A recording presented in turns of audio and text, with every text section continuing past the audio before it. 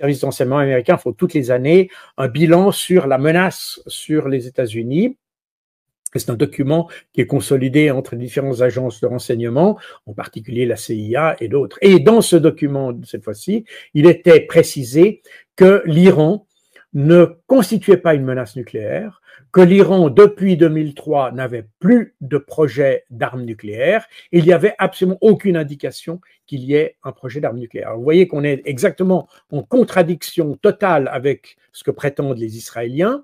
Et quand je dis les Israéliens, je devrais dire Netanyahou, parce que les services de renseignement israéliens savent également que l'accusation des politiciens que l'Iran prépare une bombe nucléaire est totalement fausse. Donc c'est vraiment une affaire politicienne de manipulation politique.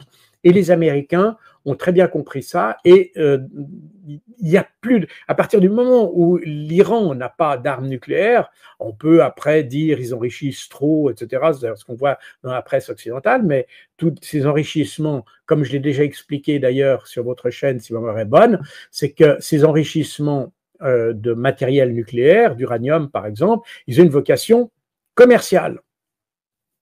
Donc ils n'ont pas la capacité d'être utilisés militairement. Et quand bien même, d'ailleurs, on arriverait à enrichir l'uranium au niveau qui soit utilisable dans une arme nucléaire, il faudrait encore avoir l'arme nucléaire pour ça. Et comme j'ai dit tout à l'heure, il n'y a absolument aucune indication qui montre que l'Iran a travaillé sur une bombe nucléaire. Donc on est sur une sorte de politique fiction qui est entretenue par Israël pour ses propres fins, si vous voulez, parce qu'ils veulent avoir ce conflit au Moyen-Orient qui impliquerait les États-Unis, et qui impliquerait durablement les États-Unis dans la région. Voilà.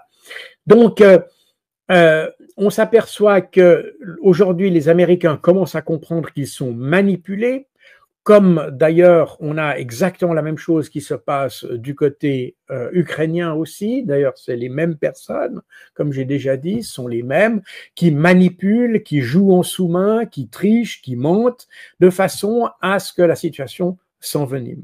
Voilà. Et donc, voilà, je voulais faire un peu le point sur ces relations entre les États-Unis et Israël, parce que ça me semble très important, et je pense que les Israéliens n'ont pas encore mesuré l'impact de cette, il y a un moment, c'est très bien de mentir pour essayer d'influencer les uns ou les autres, mais il y a un moment où ça aboutit à une perte de confiance. Or, Israël est un pays qui n'a jamais réussi à créer la confiance, ni lui-même, ni vis-à-vis des autres. Il y a très peu de gens qui ont confiance, c'est juste des gens qui ont peur d'être contre Israël, c'est tout. On est dans ce genre de problème. Mais sinon, Israël n'a pas une diplomatie qui a essayé de se rapprocher de ses voisins, même d'ailleurs le nouveau dirigeant de Syrie, qui a pourtant été mis en place avec l'aide des services israéliens, eh bien les Israéliens n'ont rien trouvé de mieux que d'aller les bombarder après. Donc on voit qu'il y a absolument aucune intention, il y a une forme d'arrogance qu'on retrouve d'ailleurs chez nous aussi, hein, une forme d'arrogance qui fait que on se sent suffisamment puissant pour pouvoir se passer de la confiance des autres. Le problème est qu'aujourd'hui, de plus en plus de gens sont conscients de ça, et de plus en plus de gens, ou plutôt de moins en moins de gens ont confiance en Israël, et d'ailleurs pas seulement Israël, je pense que ça c'est important. J'ai toujours dit, et si vous lisez mon livre « Le déluge d'Al-Aqsa », j'ai dit la lutte contre l'antisémitisme passe par la critique d'Israël. C'est absolument indispensable, et pas seulement la critique d'Israël par nous, mais la critique d'Israël par eux-mêmes. C'est leur autocritique passe par là, et de faire ce que j'ai montré tout à l'heure avec les Pakistanais, qui reconnaissent qu'ils ont fait des erreurs, et c'est avec cette approche beaucoup plus sage, beaucoup plus proche de la réalité, mais avec le désir de créer la confiance. Quand vous pensez toujours avoir raison, même quand vous avez tort, vous ne créez pas la confiance, vous créez la méfiance. Et c'est exactement ce qui se passe avec Israël. Et ce qui s'est passé depuis le 7 octobre 2023 n'a fait que démontrer Israël n'a fait que démontrer elle-même qu'elle n'était pas digne de confiance. Elle n'a pas respecté les accords qu'elle a tenus, elle a utilisé des armes qui étaient nettement inadaptées à la lutte qu'elle mène, et elle a menti sur à peu près tout. Aujourd'hui, on sait que tout le discours à propos du 7 octobre et tout ça a été démenti, non pas par nos médias qui, eux, n'osent pas le faire parce que ce sont des médias qui n'ont absolument aucune indépendance, mais en Israël, les médias israéliens ont démonté tous ces messages, tous ces mensonges. Donc on sait que tout ça a été, il y a eu une manipulation basée sur des narratifs de façon à essayer de maintenir une confiance, enfin pas la confiance, mais le soutien des pays occidentaux. Le problème, c'est que un soutien sans confiance ne sera jamais durable. Et il va se retourner contre Israël. Et ça, c'est ce que j'ai déjà dit à plusieurs reprises. Je ne comprends pas même que, et pas seulement d'ailleurs les dirigeants israéliens, mais ceux qui les défendent ici, et c'est à peu près tous, ne comprennent pas que si on continue comme ça, nos journalistes sont en train de créer la chute définitive, pour employer un euphémisme, d'Israël, comme ils le font pour l'Ukraine d'ailleurs. C'est exactement la même chose. Aujourd'hui, on essaye de maintenir des narratifs et on s'aperçoit que ces narratifs s'effondrent à cause tout simplement des faits, et il n'y a plus de confiance. Les gens n'ont même plus confiance dans l'Ukraine. On essaye de maintenir le narratif un peu comme ça, mais on verra que ça va conduire inévitablement à la chute complète de l'Ukraine et d'Israël, puisqu'on est toujours dans cette discussion. Voilà. Le boycott de la Russie et ce boycott actif, puisqu'il y a eu des pressions effectuées sur certains dirigeants européens pour qu'ils n'aillent pas se rendre à cette commémoration du 9 mai, et pas seulement des pressions d'ailleurs, mais vous avez des pays qui ont fermé leur espace aérien, typiquement les pays baltes, qui ont fermé leur espace aérien aux dirigeants, à des dirigeants, notamment le dirigeant slovaque et le dirigeant serbe, sauf erreur. Ils ont eu leur l'espace aérien fermé, ce qui a imposé d'ailleurs à ces dirigeants faire de très longs détours pour rejoindre Moscou. Alors, d'un côté, il ne faut pas beaucoup s'étonner. Les pays baltes étaient pro-nazis pendant la guerre. Ils l'ont toujours été. Les Allemands, ils n'ont jamais vraiment digéré leur défaite avec la Russie. On le voit très bien avec Ursula von der Leyen, qui est allemande. On l'a vu avec les dirigeants comme Merz, etc. Il y a toujours ce relent de nationalisme qui existe chez les Allemands, qu'on le veuille ou non, qu'il soit atténué ou pas, qui n'est pas nécessairement partagé par une partie de la population qui a d'ailleurs, elle, beaucoup plus de recul que les dirigeants politiques, mais on a quand même ce phénomène des gens qui ont été, comment dire, qui n'ont toujours pas accepté cette défaite. Je vous rappelle que les pays baltes continuent à célébrer d'ailleurs, il y a il y a toujours des défilés militaires avec des uniformes allemands, etc. Tous ces pays, d'ailleurs, ont eu des divisions dans la Waffen-SS. Vous allez me dire la France aussi, d'ailleurs, hein, la division Charlemagne, qui était d'ailleurs un des derniers, des combattants de la division Charlemagne, ou du moins ce qu'il en restait en 1945, ont été parmi les derniers à Berlin en mai 1945 à se battre pour défendre le Troisième Reich. C'est assez ironique de voir que parmi les derniers défenseurs du nazisme, eh bien, il y avait des combattants français.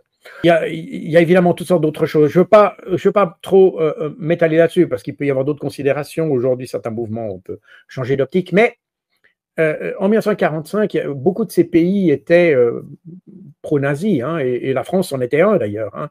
Il ne faut pas l'oublier. Le problème est que ce qui s'est passé, s'est passé. Et de nouveau, les perceptions, la manière de faire, les communistes étaient aussi pro-nazis jusqu'en juin 1941. Il ne faut pas l'oublier, puisqu'ils étaient liés par le traité Molotov-Ribbentrop. Alors aujourd'hui, ils peuvent trouver toutes sortes d'explications, etc. Mais ils étaient du côté des nazis. C'est pour ça que la résistance, d'ailleurs, française n'a pas vraiment pu décoller entre 1940 et juin 1941. C'est à partir de 1941, la deuxième moitié de 1941 et plus particulièrement 1942, que la résistance se développera telle qu'on l'imagine aujourd'hui dans les livres d'histoire. Mais avant, les communistes étaient pro-nazis. Donc, on a ces ambiguïtés, si vous voulez, qui sont des réalités historiques, mais qui sont liées à des perceptions du moment. Alors moi, je ne juge pas les perceptions du moment parce qu'elles ont affaire avec la perception précisément d'ailleurs de la situation dans laquelle sont les pays. Alors quand je dis que les communistes étaient pro-nazis, c'est pas tout à fait exact. Ils étaient alliés objectifs des nazis, mais ça ne veut pas nécessairement dire qu'ils soient pro-nazis, à vrai dire. Mais bref, on ne va pas entrer dans ces questions-là. Le fait est qu'on avait des gens qui étaient, disons, pas aussi nettement anti-nazis qu'on a tendance à le préciser aujourd'hui. Alors ça, c'est l'époque. Et j'ai tendance à ne pas vouloir me substituer à ceux qui pensaient à ce moment-là, qui pensaient dans un contexte particulier, dans un contexte social, historique, culturel, qui était différent de celui d'aujourd'hui. Par contre, aujourd'hui, ce que je vois, c'est que l'histoire devrait nous rapprocher et nous permettre d'apprendre des leçons du passé et de dépasser les rivalités et les antagonismes et tout ce qu'on a vu, et tous les crimes d'ailleurs qu'on a vus. Et d'ailleurs, le message des tribunaux de Nuremberg en 1946, c'est qu'à un moment, il faut transcender un peu tout ça, on a puni les méchants, les gentils ont gagné, c'est très bien, maintenant, il faut aller de l'avant et il faut arrêter de revenir toujours avec ce passé. Or, ce qu'ont fait les dirigeants européens cette fois-ci, ils ont fait militariser l'histoire. Parce que les Russes commémorent cette fête, ou d'ailleurs cette fête, c'est la victoire. Il ne faut pas oublier que pour eux, ça a été un sacrifice énorme, qu'aucun autre pays du monde d'ailleurs n'a eu dans la même mesure, il faut le reconnaître. Et par conséquent, leur souci de commémorer cet événement dans lequel chaque famille a subi des pertes. Alors évidemment, ça choque des commentateurs. Alors en France, typiquement, quand on voit le Régiment des Immortels, par exemple, qui est cette manifestation populaire dans laquelle chacun vient avec le portrait d'un de ses proches ou de sa famille qui est décédé durant la Deuxième Guerre mondiale et qui permet d'humaniser, si vous voulez, la mémoire de ceux qui ont donné leur vie au pays. Ce qui me semble parfaitement légitime personnellement, mais vous avez beaucoup de commentateurs qui voient évidemment une propagande de Poutine, etc., etc. J'entends, on est dans des imbécilités qui d'ailleurs viennent un peu toujours du même côté. C'est les mêmes qui vous diront qu'il faut massacrer les Palestiniens d'ailleurs. C'est exactement les mêmes.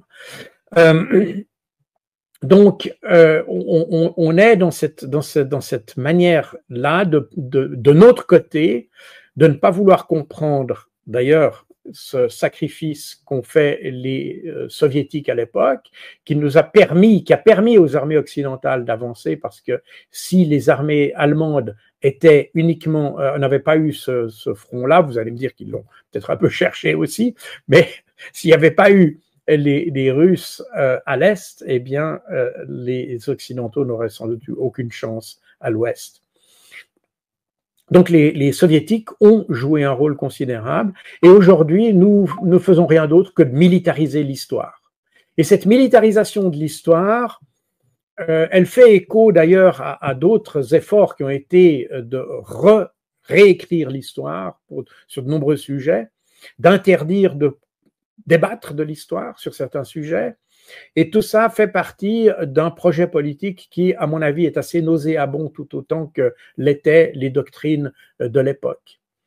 Je pense qu'aujourd'hui, l'histoire doit être un terrain dans lequel on doit pouvoir discuter librement, débattre librement, afin d'en tirer les conséquences, d'en tirer les conclusions et surtout d'en tirer des comportements qui nous permettent d'aborder le futur avec plus de sagesse. Nous retirons de la Deuxième Guerre mondiale que les exemples qui suscitent la haine.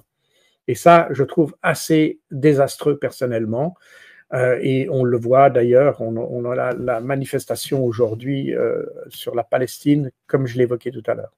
Donc voilà cet événement. Mais maintenant, en marge de tout ça, en marge de tout ça, plutôt cette affaire de la victoire est en fait en marge du reste. Mais l'essentiel, c'est le conflit entre la Russie et l'Ukraine. Et comme vous l'avez rappelé, on a un certain nombre de dirigeants européens qui sont allés à Kiev ce week-end et qui ont émis un ultimatum à la Russie. Alors tout d'abord, il faut bien s'entendre, parce que j'entends quelquefois des gens qui disent on a proposé un ultimatum. On ne propose pas un ultimatum, on lance un ultimatum, on émet un ultimatum, mais on ne propose pas. L'ultimatum, d'ailleurs comme son nom l'indique, ultimum, ça vient du latin, qui signifie le dernier. Il n'y a plus rien après. Donc on n'est pas dans une proposition. La proposition, c'est justement d'ouvrir, c'est de dire, voilà, je vous propose ça, que décidez-vous? Donc il y a quelque chose après quand on propose. Quand on émet un ultimatum, c'est terminé. Et d'ailleurs, c'est ce qu'ont fait les Européens, et même d'ailleurs France 24 parlait d'un ultimatum, c'est-à-dire soit vous acceptez ça, soit on vous met des sanctions, on fait ceci, on fait ça. Donc c'est un peu la proposition, c'est la proposition de Marlon Brando dans Le Parrain. Il vous fait une proposition que vous ne pouvez pas refuser. Voilà, c'est ça. La proposition qu'on ne peut pas refuser, c'est la version mafieuse de l'ultimatum, et c'est effectivement un petit peu ce qu'on a là, c'est-à-dire on vous impose ça et c'est à prendre ou à laisser, terminé. Et cet ultimatum, donc il s'agissait d'imposer à la Russie un cessez-le-feu de 30 jours, sans condition. C'est-à-dire, il n'y a pas de conditions qui disent, par exemple, que ce cessez-le-feu serait un prélude à une négociation, ou qui s'intégrerait à une négociation, ou bien que pendant d'ailleurs, même Emmanuel Macron l'a dit, ce cessez-le-feu aurait permis, par exemple, aux Occidentaux de réarmer l'Ukraine, par exemple, ou de mettre des troupes en Ukraine, par exemple. Donc ça, c'est évidemment quelque chose que les Russes ont exclu.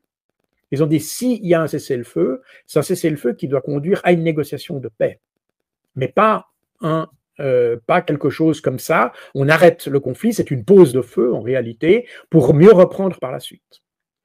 Et ce que proposent les Occidentaux, c'est effectivement ça, c'est-à-dire on s'arrête de se battre, comme ça on peut remettre des munitions dans les chars, on peut refaire tout ça pendant 30 jours, amener des nouvelles troupes, amener éventuellement des troupes occidentales, ramener, etc. Voilà, c'est à ça que ça sert.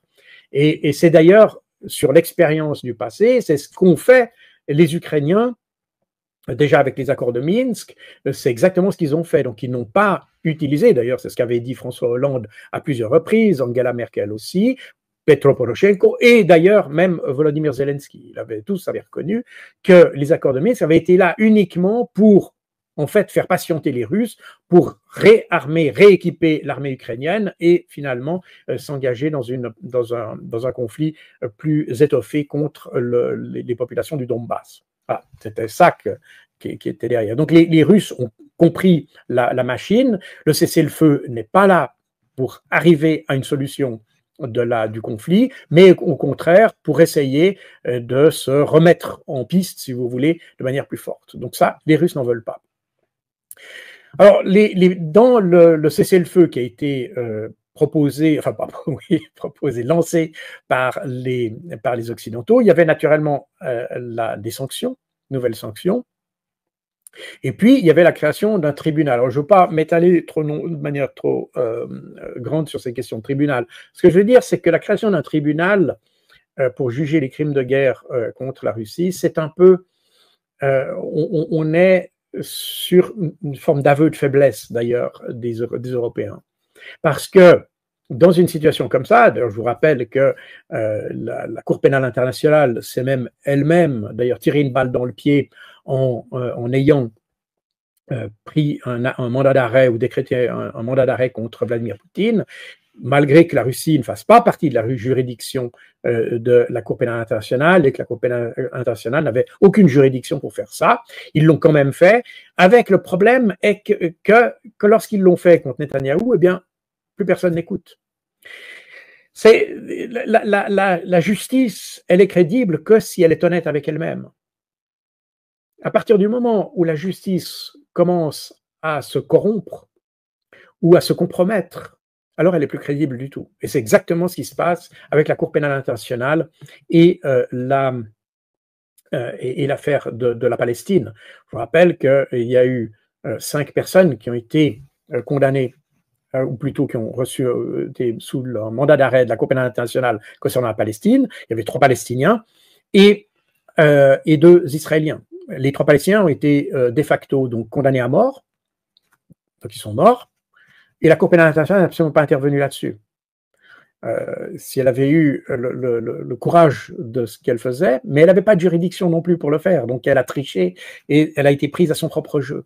Donc aujourd'hui, c'est une cour qui est totalement décrédibilisée, qui n'a plus beaucoup d'impact. Mais dans la situation qui concerne l'Ukraine et la Russie, on pourrait imaginer la Cour internationale de justice régler, même si la Cour internationale de justice règle les différends entre États et non pas des particuliers, des individus. C'est pas du tout sa fonction. Quoi qu'il en soit, on aurait pu imaginer quelque chose dans ce contexte-là. Or, même les Occidentaux ne l'ont pas envisagé dans ce contexte-là et veulent faire leur propre tribunal. Alors, quand on fait son propre tribunal, on est dans une justice qui est de nouveau à 2 vitesses et je pense que l'effort des Occidentaux pour essayer de créer un tribunal spécial pour la Russie, c'est quelque chose qui va contribuer à décrédibiliser le droit international, qui va contribuer à décrédibiliser les instances juridiques de justice internationale qui existent et au final, ça va pas apporter grand-chose. Ça, c'est mon point de vue. Mais bref, revenons sur la question des autres problèmes. Alors évidemment, il y a des sanctions qui ont été proposées. Alors, Lavrov avait déjà dit lors de différentes interviews, et notamment l'interview qu'il avait fait sur CBS, CBS, si ma mémoire est bonne, il y a 2 semaines à peu près, il avait dit nous, les sanctions, ça ne nous dérange pas du tout. Et d'ailleurs, il a répété ça tout récemment. Il a dit, nous, on ne cherche même pas à faire lever les sanctions. Parce que pour nous, on a réussi, on est habitué aux sanctions. D'ailleurs, je rappelle que le 18 mars de cette année, lors de la réunion des industriels, du syndicat des industriels et des entrepreneurs russes, Vladimir Poutine avait déclaré que les sanctions sont de toute façon quelque chose qui est systémique, que quel que soit le gouvernement américain ou quels que soient les gouvernements, les sanctions resteront, et donc il n'y avait aucun intérêt pour essayer de faire enlever ces sanctions. Lavrov a exactement répété la même chose. Donc on est les Russes, ça ne veut pas dire que les sanctions ne fassent rien, parce que là, de nouveau, les Occidentaux jouent sur les mots et disent « Ah, les sanctions sont efficaces, etc. » Oui, les sanctions ont eu une efficacité, mais le problème, c'est que les Russes se sont habitués à faire avec. C'est-à-dire qu'ils ont adapté leur système économique de façon à pas même à contourner les sanctions, mais à vivre avec les sanctions. Et non pas utiliser les sanctions comme un problème, mais les utiliser comme une ressource pour, au contraire, aller de l'avant, comme une opportunité. Et c'est la raison pour laquelle l'économie russe se trouve mieux aujourd'hui qu'elle ne l'était il y a 3 ans, tout simplement parce que les sanctions ont donné le coup de fouet que peut-être dont les Russes avaient besoin pour stimuler leur économie. Donc, les sanctions ne sont pas le problème. Et alors, ce qui s'est passé, c'est qu'au lieu d'accepter, donc normalement, le cessez-le-feu proposé par les Occidentaux, avant d'avoir la cascade de sanctions, etc., ça devait démarrer aujourd'hui, le 12 mai. Mais Vladimir Poutine, hier, le 11 mai, dimanche, a pris un peu les devants. Et si vous voulez, c'est là que vous voyez que les Russes sont quand même beaucoup plus malins que les Européens.